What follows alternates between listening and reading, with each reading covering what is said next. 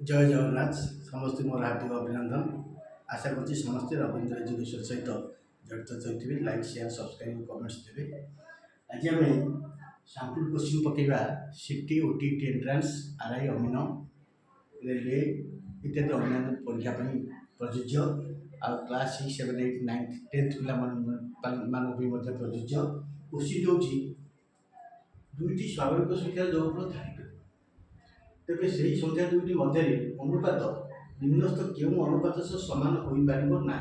देख क्वेश्चन दे दी सामान हो पार पचारे कौन उत्तर आसो सामान हो पार ना।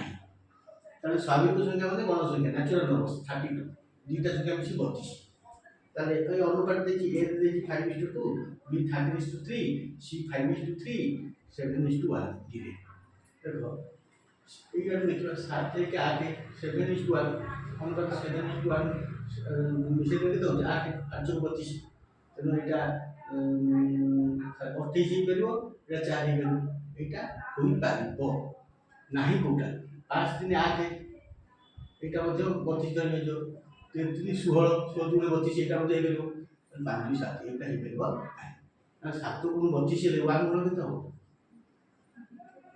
32 7 स्वाभाविक संख्या हम नहीं भग्नांश होउची कोटा हे पारिबो नाही ए कोटा हे पारिबो नाही एमन सब हे पारिबो तो हे पारिबो पचारले कोटा हे पारिबो चेक करबी कोटा हे पारिबो नाही पचारले जोटा हे पारिबो सब छाड़ दे जोटा न हे पारिबो माने ए पुने क्वेश्चन पचारची होई पारिबो नाही देखि करबी। आशा करछि समस्त बुझिथिबे गणित धारणा न करी सटेस्ट वे रे किति बात करबे सेटा बताला। Thank you.